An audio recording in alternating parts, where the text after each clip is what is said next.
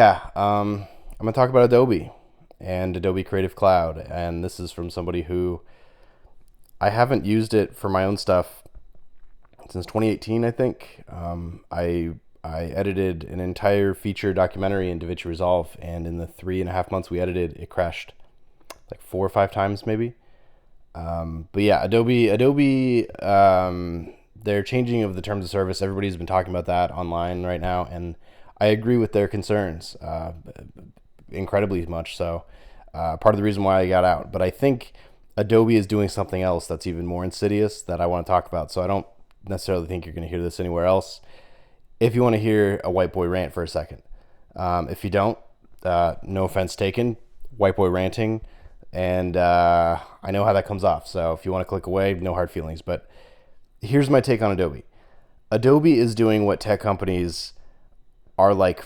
It's their fantasy. It's their wet dream. It's their end goal. This is Uber's end goal. This is any tech startup of the last 20, 30 years. This is Apple's whole thing. The walled garden. Keep it in the system. Another word for it is monopoly, which depending on your cultural moment, not monopolies are bad. I certainly think so.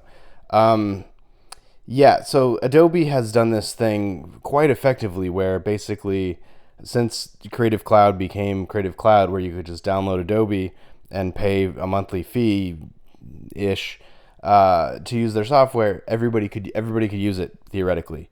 I learned on iMovie, but I also used Adobe for a huge amount of my starting of my career.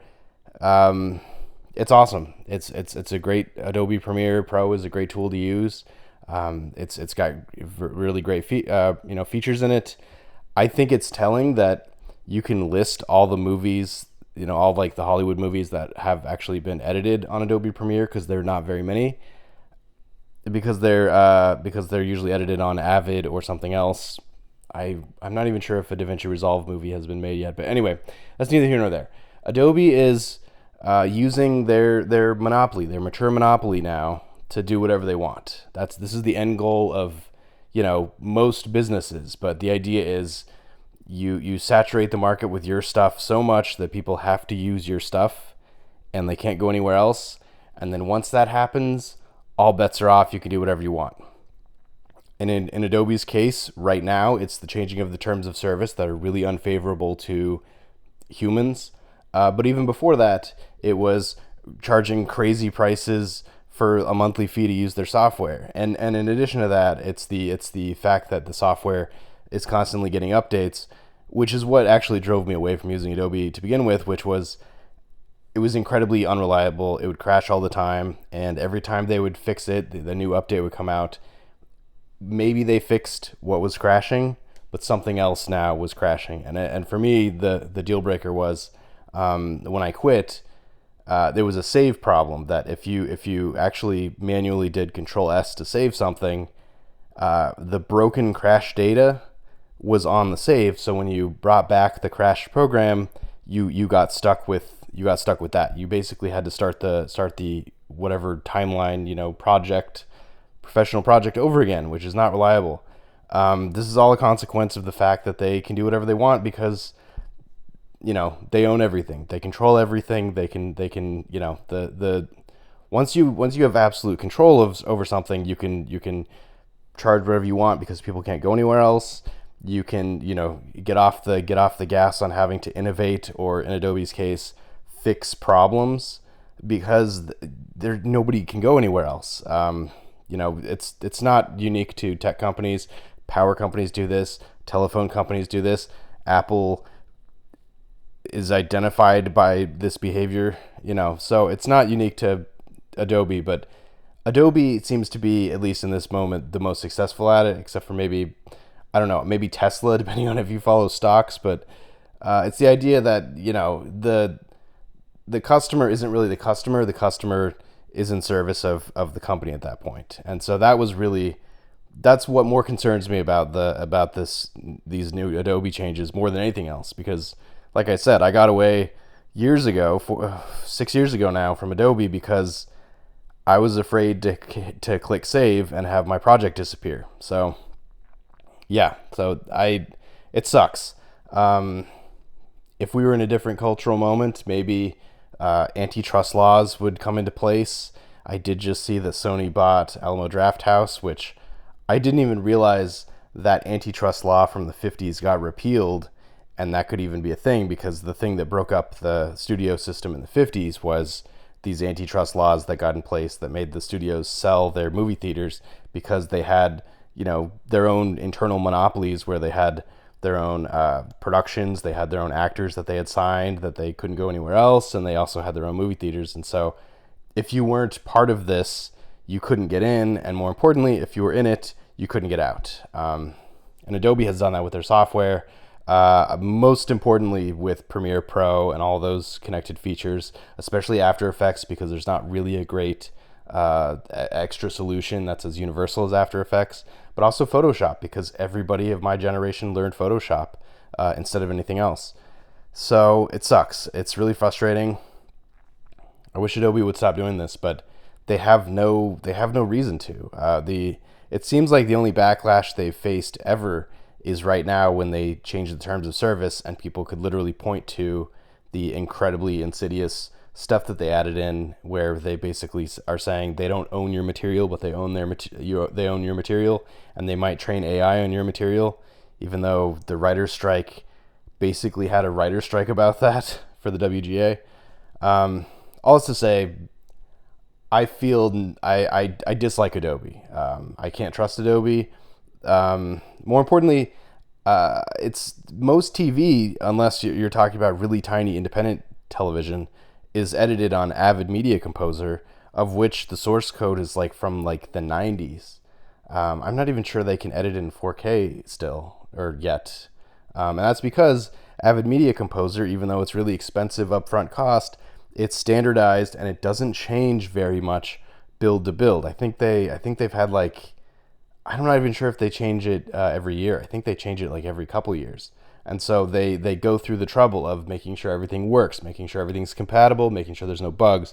Whereas Adobe Premiere, especially on Creative Cloud, has done the opposite, where they'll just keep adding features to get more people to subscribe, but they probably won't fix the bugs that are inherently in the source code, which was my whole problem with trying to save projects. But also it crashed like crazy. DaVinci Resolve, I feel like, is sort of splitting the difference a little bit, where it's incredibly reliable, like shockingly so, as someone who used Adobe Premiere for so long. But it's also, they've sort of ramped up their updates, where they used to only update like once or twice a year, and now they update, I feel like, every month or every couple months, which is getting me a little bit nervous, because I feel like they're entering into Adobe Creative Cloud territory, where they're going to start making mistakes, so they're going to start ignoring bugs, because first of all, the more you add, the more complicated everything is. But more importantly, the more successful DaVinci Resolve gets, they might actually start feeling the feelings of Adobe, where it's not really, they don't really feel responsibility to fix what's broken so much as to add new, exciting, shiny things that YouTubers, for instance, will talk about to get more people to buy DaVinci Resolve. I'm not sure DaVinci Resolve is being pushed that direction, specifically because their free version, people can use it right now if they want to, and it's basically the same as the paid version. So, but fuck Adobe. I don't know what to tell you. Closing thoughts. Sarah Dietschy, really big YouTuber, really successful YouTuber. I like her a lot. She was one of the first sort of filmmaking YouTubers I really glommed onto. She was an Adobe fellow. I think the first year they did it, she was. I think she was a photography Adobe fellow. I don't know. She was an Adobe fellow, so she was like a spokesperson and was one of these famous internet famous people that use their stuff. And once that fellowship ended and time passed, she ended up trying out DaVinci Resolve and does now all of her video editing on DaVinci Resolve, and has to quietly sort of admit that she won't say directly that Adobe Premiere sucks, but she's using DaVinci Resolve and she's clearly not going back.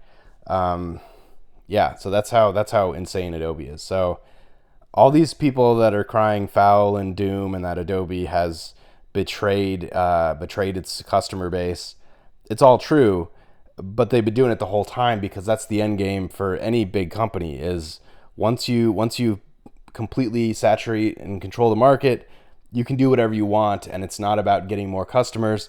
It's about squeezing those customers until they abandon you, basically. You know, how far can you push them? And when it comes to something so complicated and so rare as a video editing software, you can push people really far because the thing that keeps all my buddies still using Adobe Creative Cloud is not that it's better than anything else, because they hate it at least as much as I do, especially how inconsistent it is. Apparently it's less crashy now, but I'm not interested in testing that.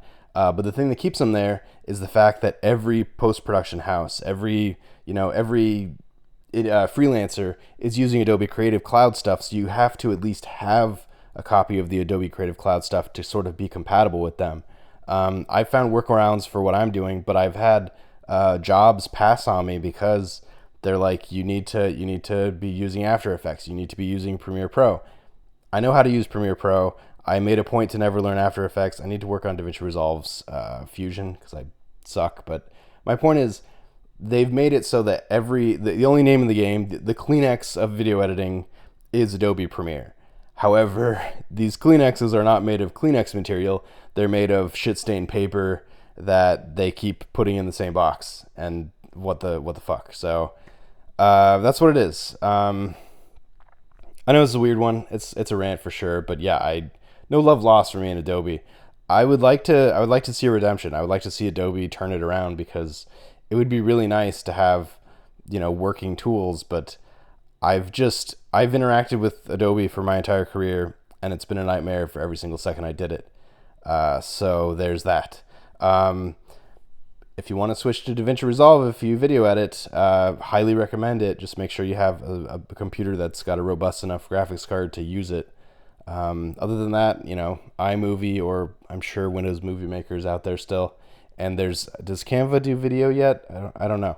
Anyway, like, share, subscribe. What do you guys think? Catch you on the next one. Yeah. All right. See you.